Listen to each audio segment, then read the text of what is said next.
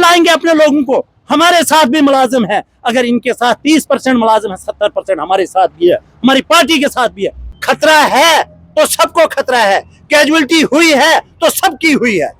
मैं ये कहना चाहता हूं कि इन्होंने क्यों, अगर इलेक्शन से पहले ये वेपन नहीं ला सकते क्या? तब साथ बात हुई कि डेवलपमेंट पे बात हुई है। जिस साहब ने कहा कि डेवलपमेंट की बात ये मेरे हाथ तक है, मैं करूँगा। उसके बाद हमारे इशू बड़े सारे उठे हैं, क्योंकि हमारे जो डोडा वेस्ट कॉन्स्टिट्यूंसी है, इसमें कई गवर्नमेंट मुलाजमों ने नंगा नाच किया। मेरी उस पर डीसी साहब से बात हुई है। और उसके बाद सबसे बड़ा इशू है मेरा कि जो मॉडल कोड ऑफ कंडक्ट में वेपन बांटा गया,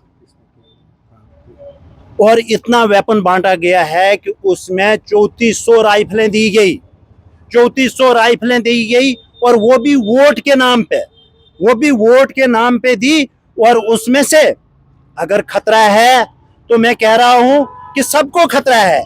मैं कहता हूं ऊपर वाला हमें सबको बचाए। अगर बीच में ऊपर वाला करे ना, अगर कोई ऐसा मिलिटेंट सी घटना हो जाए तो वो नहीं देखेगा मुश्ताक और परवेज, वो देखेगा जिसको गोली लग जाए लग जाए, कि देखेंगे वो। अगर इनने वेपन दिया तो वेपन सबको देना चाहिए। खतरा है तो सबको खतरा है, कैजुअलिटी हुई है तो सबकी हुई है। मैं ये कहना चाहता हूं कि इन्होंने क्यों, अगर इलेक्शन से पहले ये वेपन नहीं ला सकते क्या? तब नहीं बांट सकते थे क्या? इन्होंने इलेक्शन में code of model code of conduct में क्यों वेपन बांटना था? उसमें भी भेदभाव क्यों करना था? उसमें भी क्यों एनसी कांग्रेस देखनी थी? उसमें भी क्यों वो देखना था कि खाली वो जो बीजेपी के लोग हैं उनको वेपन बांटना था? उसका क्या कारण था? और वैसा किया, इनके लोगों ने ऐसा किया कि वहां जाके अपने घरों में बुला के उनके साथ हलफ वफादारी करके उसके बाद उनको इतने वोट दोगे, उसको राइफल दी। क्या किसी की बाप की राइफल थी? वो गवर्नमेंट की थी। उसको कौन होती है पार्टी फिक्स करने वाला कि फलाने बंदे को दे दो, फलाने बंदे को दे दो? मैं आज यहां से कहना चाहता हूं कि कुछ लोग कह रहे कि डीआईजी साहब का ऑर्डर है। मैं कह रहा हूं डीआईजी साहब, जैसा खतरा डीआईजी साहब को वैसा मुश्ताक को है, जैसा खतरा हिंदू को है वैसा मुसलमान को है, जैसा सिख को है वैसा ईसाई को है खतरा।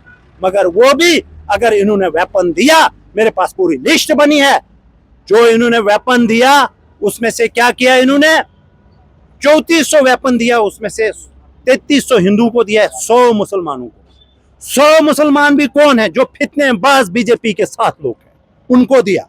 मैं कह रहा हूं वो शरेआम राइफलें लेके डरा रहे हैं हमारे लोगों को, गुंडागर्दी भी खुद कर रहे हैं, गन पकड़ के भी खुद कर रहे हैं। इसलिए मैं कहता हूं कि मुझे इंसाफ चाहिए। अगर इनके पास वेपन है तो ये हमारे लोगों को दीजिए वेपन, जो सारे मिक्स करके। अगर नहीं है आप पे इंसाफ, आज से पहले मैं आज कह रहा हूं, मैं इनको वार्निंग दे रहा हूं, मैं आज इनको कह रहा हूं हमारा धरना शुरू हो जाएगा। मैं आज एसएसपी साहब को, अगर कहीं भी आज वो छुट्टी पे हैं, मैं उनको ये कहना चाहता हूं कि आप वेपन मंगाइए और हमारे लोगों को दीजिए। मैंने रोड की बात कर रहा हूं, 16 बंदों की लिस्ट मंगाई। इन्होंने कहा मैंने सारे हिंदू का नाम डाल दिया, उसमें 8 बीजेपी के और 8 हमारे लोग थे। उन्होंने ताल के वो खाली बीजेपी के लोगों को 8 को वेपन दिया, हमारे जो हिंदू लोग थे कांग्रेस पार्टी के साथ या एनसी के साथ, उनको वेपन नहीं दिया गया। आप मुझे बताओ ये चीजें होती है इनके? अगर हमारा कहीं मुलाजिम अगर ऐसे क्रॉस होते होते भी उसको कहीं फोटो आ जाए तो सिर्फ पता होना चाहिए कि ये एनसी या कांग्रेस के साथ मिला हुआ है, उसी वक्त सस्पेंड। और इनके जो लोग हैं वो नंगा नाच कर रहे कैंडिडेटों के साथ, वो टीचर हैं, उनको आज तक अभी तक कोई भी उनके खिलाफ कार्रवाई नहीं हुई है। मैं डीसी साहब को कहना चाहता हूं कि अगर ऐसा ही हुआ, एडमिनिस्ट्रेशन की धज्जियां उड़ेगी और लोग अपने नंगा नाच करेंगे। हम भी लाएंगे अपने लोगों को, हमारे साथ भी मुलाजिम है। अगर इनके साथ 30% मुलाजिम है, 70% हमारे साथ भी है, हमारी पार्टी के साथ भी है।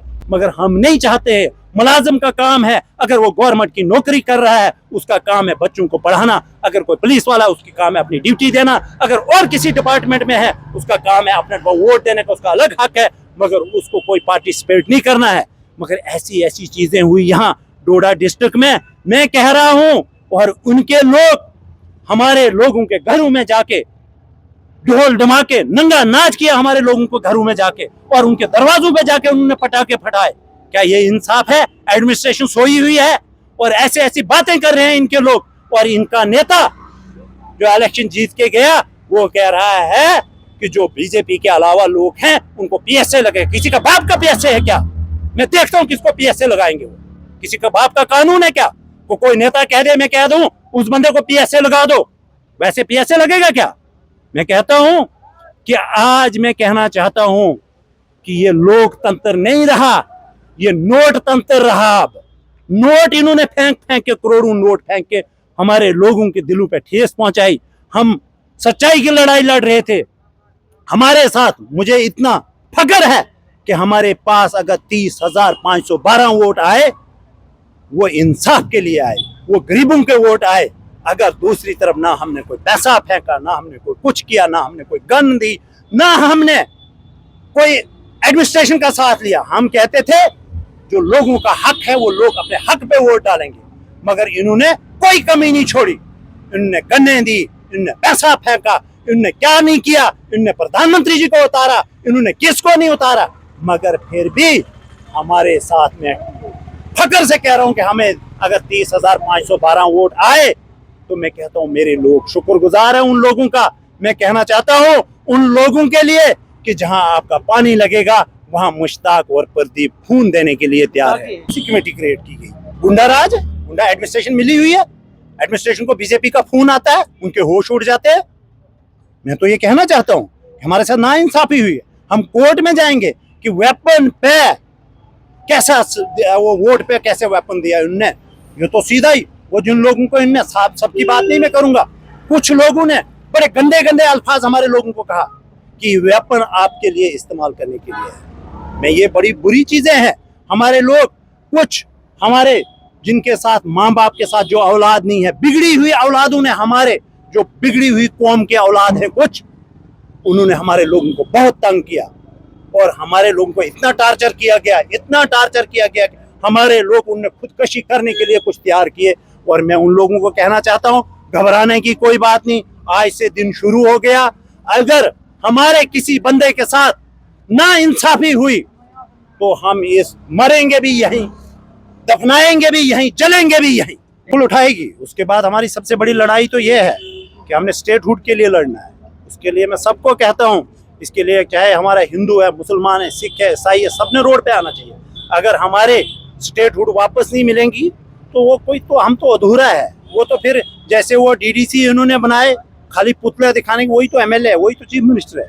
मैं ये कहना चाहता हूँ कि जब तक हमारी स्टेटहुड वापस है, अगर स्टेट की भलाई देखनी है आपने, स्टेट के डेवलपमेंट देखनी है आपने, वो तो स्टेट के हित में बात होनी चाहिए। स्टेटहुड आपके पास होगी, नहीं तो यूपी वाले को क्या पता है इधर क्या क्या जरूरत है, बिहार वाले को क्या पता है यहाँ क्या लगता है, मुझे क्या पता है कि परवेज के घर में खाना है नहीं है, वो तो आपको पता है ना। आपको क्या पता मेरे घर में राशन है नहीं है, वो किसको पता, मुझे पता है ना। जो यहाँ के लोग होंगे उनको इस चीज का पता होगा कि स्टेट को किस किस चीज की जरूरत है। बिहार यूपी से बना के वो, उनको नहीं कोई जरूरत, वो खाली कुर्सी का प्यारा दे देंगे, अपना प्रोटोकॉल का प्यारा दे रहे हैं उनको, उनके पास तो यही है। और भी कहना चाहता हूँ, आप इंसाफ देखो, आप उस जगह पे बैठे हैं कि जो सबके लिए आपके लिए इंसाफ है। उस, आज मैं ये कहना चाहता हूँ कि इस जहान में तो जवाब देना ही देना, मगर आखिरत में भी जवाब देना। अगर किसी के साथ बुरा करोगे, चाहे वो हिंदू हो, मुसलमान है, आखिर मरना तो हर किसी ने है। एक एक बुराई का जर्रे जर्रे का हिसाब देना है। मैं आज ये कहना चाहता हूँ कि एक हमारे लोगों के साथ नाइंसाफी नहीं होनी चाहिए, और हमारे जो पीएमएवाई हैं लोग, उनके साथ नाइंसाफी होती है। जो बीजेपी के लोग हैं वो कहाँ से तार जोड़ते हैं, उनके पास एकदम किस्त पड़ जाती है। हमारे लोगों को क्यों इग्नोर किया जाता है। मैं आज ये कहना चाहता हूँ कि आज से मैंने शुरुआत कर दी है। मैं आज आपके माध्यम से आपको लोगों तक बात पहुंचाना चाहता हूं कि मैं 2-3 दिन में इधर दफ्तर डोडा डिस्ट्रिक्ट में खोल रहा हूं। मैंने 10 दिन 15 दिन जनता के लिए रखे हैं, तय करके रखे हैं। मैं अपने जो हमारे डॉक्टर प्रदीप साहब भी हैं, वो भी मेरे साथ खड़े हैं। हम अपने जो 30,500 जनता है, हम उसको दबने नहीं देंगे। उसके बाद मुझे पता है जो लोग उनके साथ है, जो पैसे के बलबूते पे उन्हें खरीदे हुए हैं, उनको भी उनने काल नहीं देखना, मगर अगर वो भूल गए हम उनके लिए भी खड़े हैं।